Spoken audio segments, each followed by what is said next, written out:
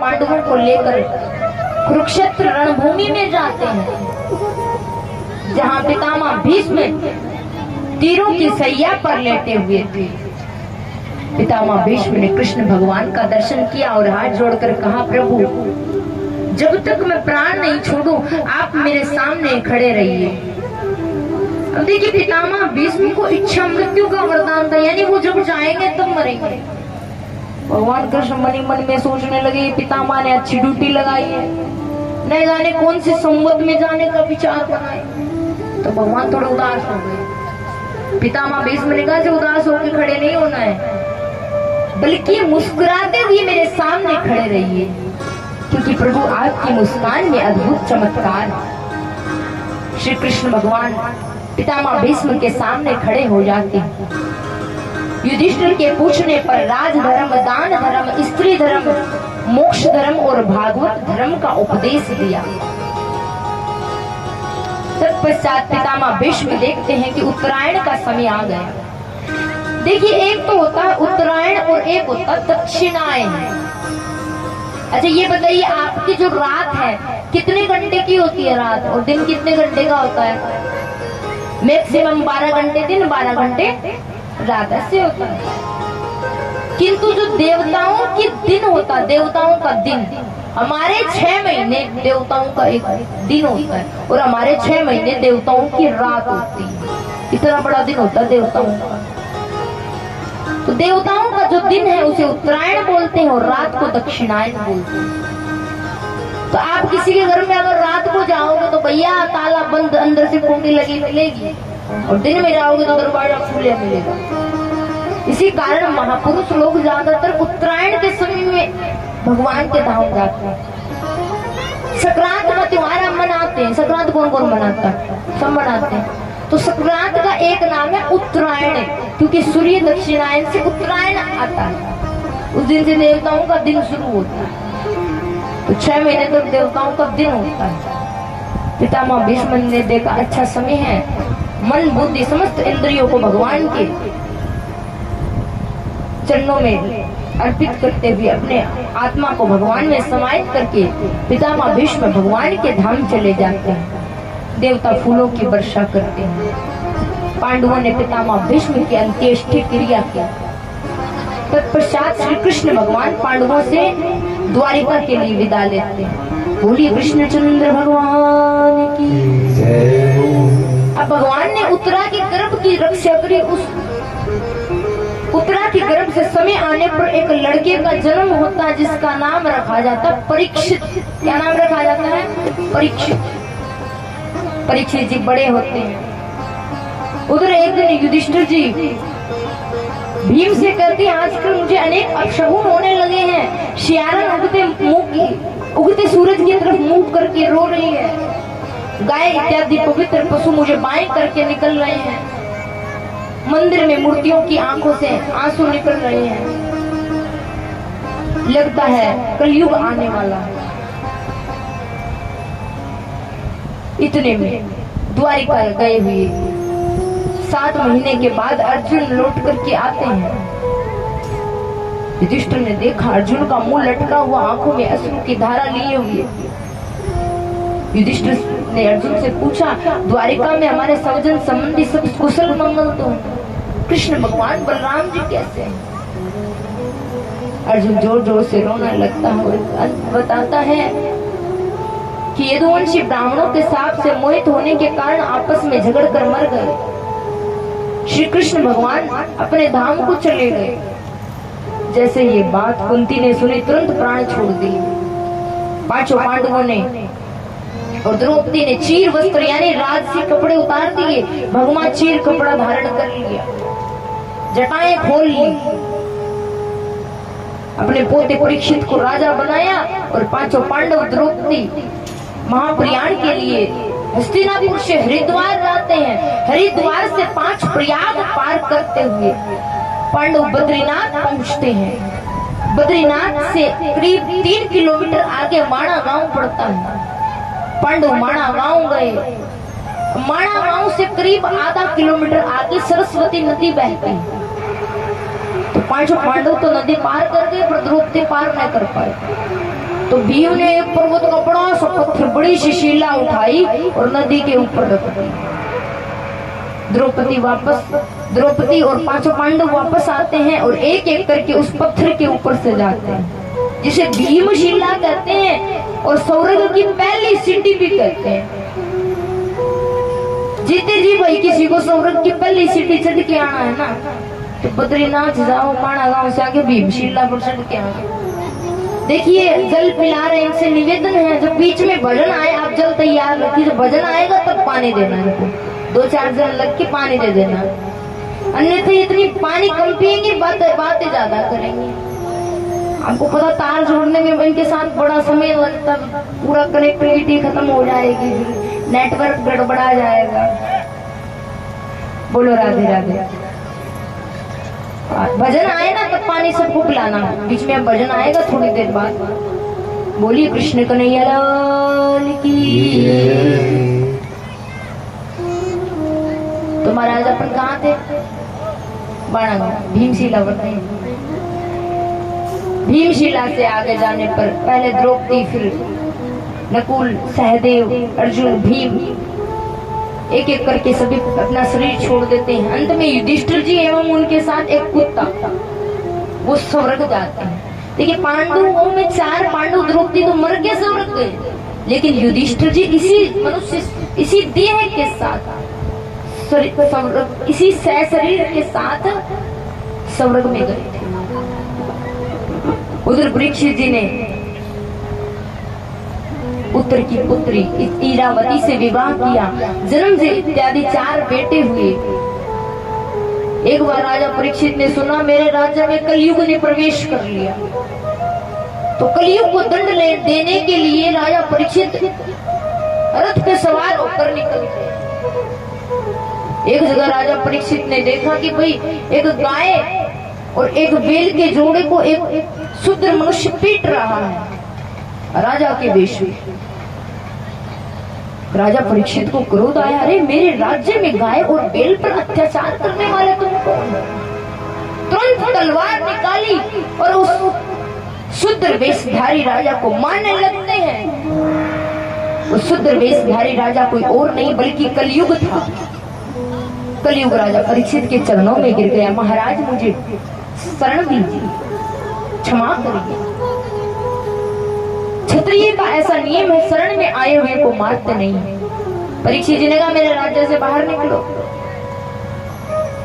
कलयुग कहता महाराज मुझ में एक बहुत सुंदर बढ़िया गुण है। माता जी भागवत की तरफ पैर करके ना उधर पसार लीजिए थोड़ा। हाँ, तो कलयुग कहता मेरे में एक बढ़िया सुंदर गुण है। कलयुग में कौन सा गुण है? जो फल अन्य युगों में हजारों वर्ष तपस्या करने से मिलता, वो फल कलयुग में मात्र भगवान का नाम लेने से मिलता है। यानी बैठे बैठे जी बुलाओ, राम राम बोलो और कल्याण हो जाएगा। कितना बढ़िया गुण है। तो इस गुण के कारण परीक्षित ने कलयुग को नहीं मारा और रहने के लिए 4 जगह दे दी। कितनी जगह दी? 4। दूतम पानम स्त्रिय सोना यत्र धर्मास चतुर्विधा। यानी कलयुग से कहा कि जहाँ दूत क्रीड़ा यानी जुआ खेला जाता हो, मदिरा पान हो, जहाँ पर स्त्रियों से संबंध हो, और चौथा जहाँ पर हिंसा हो, इन 4 स्थानों पर कलयुग तेरा वास होगा। कृपा करके शांति बना के रखें। ये बच्चे इनको शांति से बिठाओ, बहुत शोर हो रहा है। कलयुग ने कहा महाराज ये 4 स्थान आप 4 काम आपके राज्य में नहीं होते। मेरे में एक बढ़िया गुण है, तो कम से कम रहने को एक बढ़िया कमरा भी मिलना चाहिए। परीक्षित जी ने कलयुग को रहने के लिए 5वां स्थान सोना दे दिया। क्या दे दिया? ये वाला सोना नहीं है।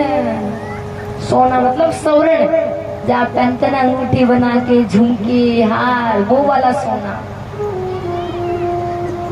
सोने में स्थान पाकर परीक्षित से कलयुग पूरी पृथ्वी का राजा बन गया। एक दिन परीक्षित जी के भंडार गृह में सफाई चल रही और सफाई में एक मुकुट निकलता है। देखिए जो आप ऐसे घबराओ मत कि सोना तो हम भी पहने गए, इसमें तो कलयुग नहीं है।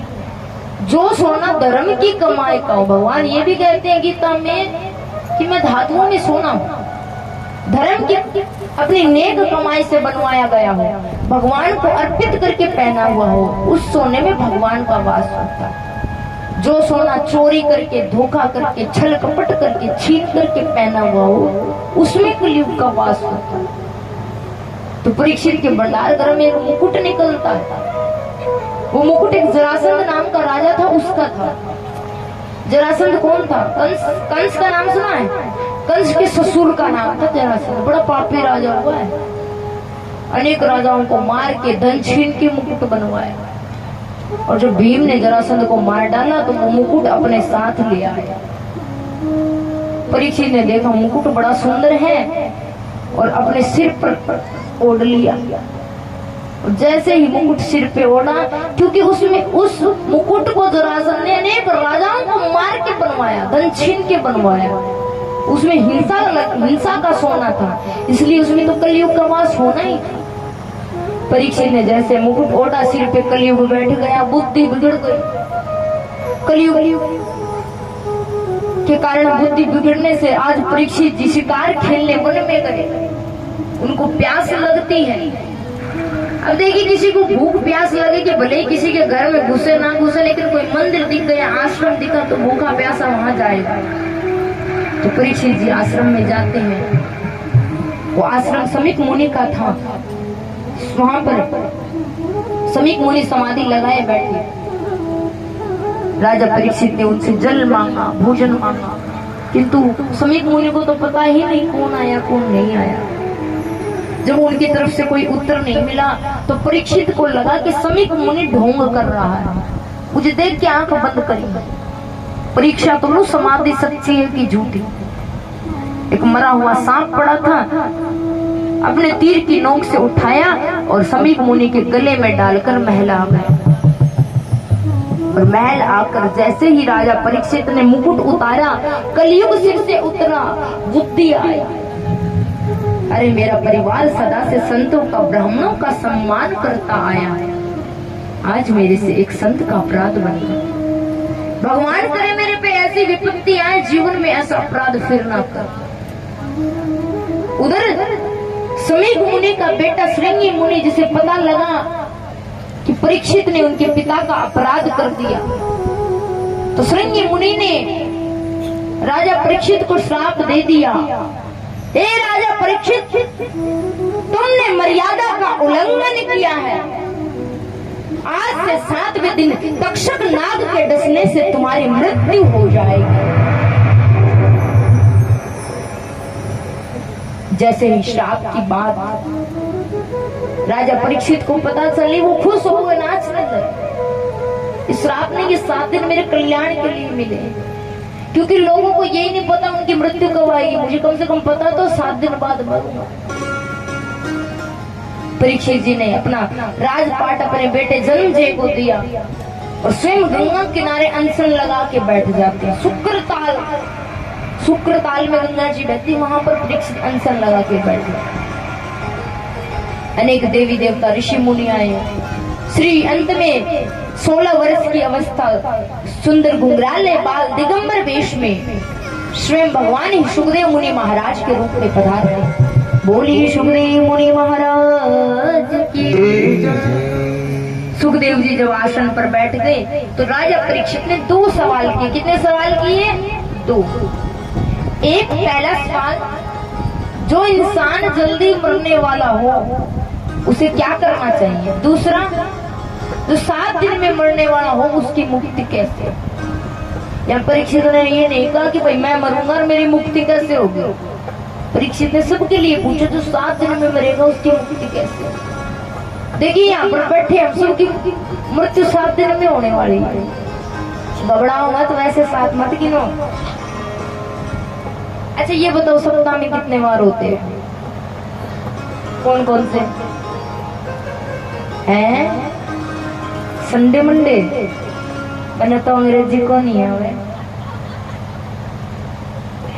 हिंदी में बताओ। सोमवार, मंगलवार, बुधवार, फिर शुक्रवार, अच्छा गुरुवार, शुक्रवार, शनिवार, पक्को रविवार ही होएगी, छुट्टी का दिन हुआ है। तो 7 दिन होते हैं, इन्हीं 7 दिनों में हमारा जन्म हुआ और इसी 7 दिन में हम मरेंगे। कोई सा भी एक बार कौन सा आए वो तो भगवान जानते। ये तो है नहीं कोई हमारे लिए कोई 8वां वार बनेगा तब हम मरेंगे। 8वां वार बनेगा क्या? नहीं बनेगा, नहीं 7 दिन में। तो सुखदेव जी कहते तुमने सबके भलाई के लिए प्रश्न पूछा है। मनुष्य जीवन का परम लक्ष्य यही है कि अंत समय भगवान का नाम मुख से निकले। कई लोग कहते हैं जी खाओ पियो मौज करो, अंत में राम राम मुक्ति हो जाएगी, वे कुंड जाएंगे। पर भैया अंत समय राम को नाम निकले कौन ही? इंसान को अंतिम समय वही याद आता जो जीवन भर कमाता है, जीवन भर जो करता। एक बार की बात है, एक बूढ़ा आदमी तो बड़ी तेज बुखार हुई, 104 डिग्री तापमान। तो डॉक्टर खड़े, घर परिवार वाले खड़े। डॉक्टर ने बच्चों से कहा भाई 104 है। भाई डॉक्टर ने तो बुखार की बात नहीं की, 104 है। बुढ़ा आधा बेहोश अवस्था में था। बुढ़े ने जीवन भर सोने का धंधा किया था। ये उस समय की बात है जब सोने का भाव 80 हुआ करता था, 80-90। तो बुढ़े ने जैसे ही सुना 104, अपने बेटे से हड़बड़ा के कहा जल्दी करो, जल्दी बेचो, 104 हो गया, जल्दी बेचो। ऐसे कह के बुढ़ा अपने बुढ़े का गोविंदा नमो नमो हो गया। बूढ़े ने सोचा सोने का भाव 104 हो गया और डॉक्टर जी तो बुखार की बात कर रहे थे 104। बूढ़े ने उसने जीवन पर सोने का धंधा किया तो अंत में वही याद आया। हम जीवन में जो करेंगे वही याद आएगा। तो ज्यादा नहीं तो चलता फिरता उठता बैठता भगवान का नाम मुख से। आजकल तो महाराज मैंने देखो कोई लोग तो ऐसे इतनी अकड़ में रहते हैं कि राम राम भी नहीं करते। पहले तो सोचे कि सामने वाला ने राम राम को नहीं करी, मैं क्यों करूं, छोटा हो जाऊं। भैया राम का नाम, भगवान का नाम, इसको लेने से कोई छोटा बड़ा नहीं होता। अगला ना करे तो आप करो राम राम जी, कोई मिलो राम राम राम राम। क्या करना है? राम राम। क्योंकि राम इस देश की आत्मा है, राम इस देश का स्वागत है। कोई आता तो कहते राम राम। राम इस देश की विदाई है। कोई जाता है तो कहते हैं राम राम जी फिर मिलेंगे। राम इस देश की प्रभात है। सुबह सुबह होते तो कोई मिलता है राम राम तो बोलते हैं। राम इस देश की संध्या है। और तो और जीवन का अंतिम सत्य भी राम का ही नाम है। तभी तो कोई मरता है तो कहते हैं राम नाम सत्य है। जीवन के अंत में भी राम का ही नाम लिया जाता है।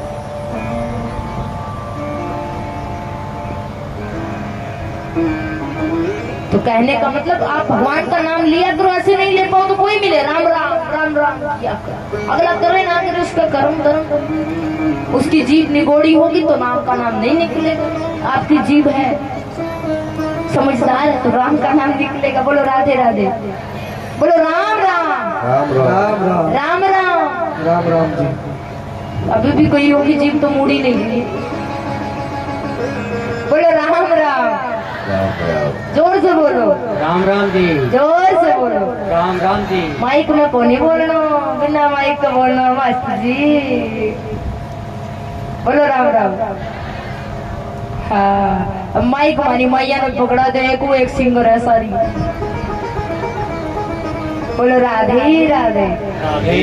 यहाँ की माता बहुत सुंदर तो भजन गाती है और बड़ा सुंदर नाचती है और भाई लोग भी बहुत सुंदर नाचते हैं। और भैया के लिए ताली बजा दो क्योंकि माई तो लगभग गाँव की नाचती है, कथा सुनने आती है। किंतु यहाँ के भाई लोग बड़े धार्मिक हैं, कथा सुनने आते हैं। कल 2-2 4-4 भाइयों को और पकड़ के लाना, वो 2 ताश खेल रहे हैं नुक्कड़ पे। 2-2 4-4 को लेके आना, ज्यादा ना है तो एक को ले आना। आपकी वजह से किसी के कान में राम का नाम जबरदस्ती जाए, आपको भी लाभ ही है कि आपकी वजह से किसी को भगवान का नाम सुनने को मिले।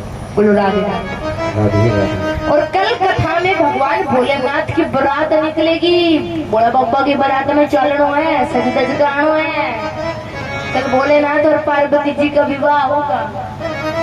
ऐसा ना हो जाए पार्वती जी की विदाई हो जाए तब आप लोग पहुंचो, तब तक भैया खाने पीने का सामान खत्म हो जाएगा। ब्याह में तो समय से आओगे तभी कुछ पाओगे। तो कल आप सभी को समय से आना। कितने बजे आओगे? हैं? 11 बजे। बस हमारे साज वाले 10:30 बजे भजन गाने बैठ जाते हैं। आप 11 बजे यहाँ पर आ जाना। अगर आप 12 बजे आओगे, मैं कथा 12 बजे शुरू करूंगी तो फिर 3 बजेंगे, 4 बजेंगे। फिर आप कहोगे महाराज जी हमारा तो कहता मैं काम है थाने तो ठाई को नहीं दिक्कत ही को नहीं, फिर तो घनी लेट करो है।